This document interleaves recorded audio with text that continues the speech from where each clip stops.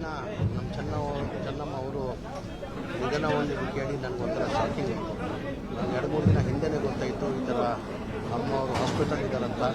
ನಾನು ದಿಲ್ಲಿಯಲ್ಲಿದ್ದ ಕಾರಣಕ್ಕೆ ನಾನು ಬರೋಕ್ಕೆ ಸಾಧ್ಯ ಆಗಿಲ್ಲ. ನಿನ್ನೆ ಸಂಜೆ ದಿಲ್ಲಿಯಲ್ಲಿ ಬಂದೆ ನಾನು.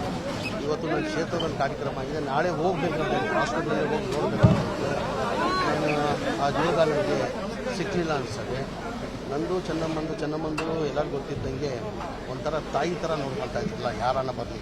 ನಾನು ಈಗಲೂ ನನಗೆ ಜ್ಞಾಪನ ಇದೆ, 2004ರಲ್ಲಿ ನಾನು ಮೊದಲೇ ಎಲೆಕ್ಷನ್ ಸೋತಾದ್ಮೇಲೆ ನಾನು ಸನ್ಮಾನ್ಯ ದೇವೇಗೌಡರು ಭೇಟಿ ಮಾಡ್ಕೊಂಡಿದ್ದೆ. ಆವಾಗ ನನ್ನ ರೂಮಲ್ಲಿ ಕರ್ಕೊಂಡೋಗಿ ಕೂರಿಸ್ಕೊಂಡು ಇದೆಲ್ಲ ನೀನು ಧೈರ್ಯವಾಗಿರಬೇಕು, ಇದೆಲ್ಲ ರಾಜಕೀಯದಲ್ಲಿ ಗೆದ್ದು ಸೋಲು ಇದ್ದೇ ಇರ್ತದೆ, ಮುಂದೆ ನೀನು ಒಳ್ಳೆಯ ಭವಿಷ್ಯ ಇದೆ, ನೀನು ಧೈರ್ಯವಾಗಿರ್ಬೇಕಂತ ಹೇಳ್ಬಿಟ್ಟು ನನಗೆ ಆವತ್ತು ಊಟ ಮಾಡಿ ಕಳಿಸಿದ್ರು.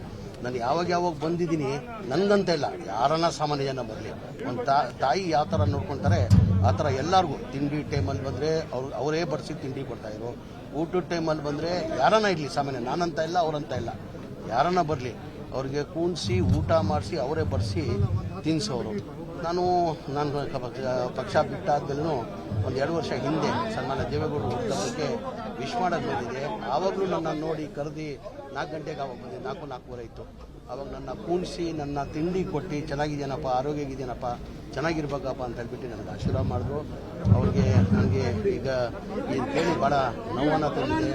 ನನ್ನ ಚಿಂತನೆ ನಮಗೆಲ್ಲ ಗೊತ್ತಿರ್ಬೋದು, ದೇವೇಗೌಡರು ಚೆನ್ನಮ್ಮಂದು ಸಂಬಂಧ ಯಾವ ಥರ ಇತ್ತಂದರೆ ಗಂಡ ಹೆಂಡತಿ ಥರ ಇಲ್ಲ, ಒಂಥರ ಫ್ರೆಂಡ್ಲಿ ಆಗಿರ್ತಾಯಿದೆ. ನಾನೇ ಕಣ್ಣಾರೆ ನಾನು ಭಾಳ ಹತ್ರದಲ್ಲಿ ನೋಡಿದ್ದೀನಿ. ದೇವೇಗೌಡರು ತಿಂಡಿ ಕೊಡೋದಿರಲಿ, ಊಟ ಕೊಡೋದಿರಲಿ, ಆಮೇಲೆ ಅವ್ರಿಗೆ ಟ್ಯಾಬ್ಲೆಟ್ ಸಮೇತ ಅಮ್ಮ ಅವರೇ ಕೊಡ್ತಾಯಿದ್ದು ನಾನು ಕಣ್ಣಾರೆ ನೋಡಿದ್ದೀನಿ. ಇವತ್ತು ಎಲ್ಲೋ ಒಂದು ಕಡೆ ಸನ್ಮಾನ ದೇವೇಗೌಡರಿಗೆ ಭಗವಂತಂತ ಇಷ್ಟೇ ಪ್ರಾರ್ಥನೆ ಮಾಡೋದು, ಈ ಆಗಿರೋ ಪ್ರಶ್ನೆನ ಸೇರಿಸ್ಕೊಳ್ಳೋದು ದೇವೇಗೌಡರು ಕುಟುಂಬಕ್ಕೆ ಕೊಡಿ ಅಂತ ಆ ಭಗವಂತ ಪ್ರಾರ್ಥನೆ.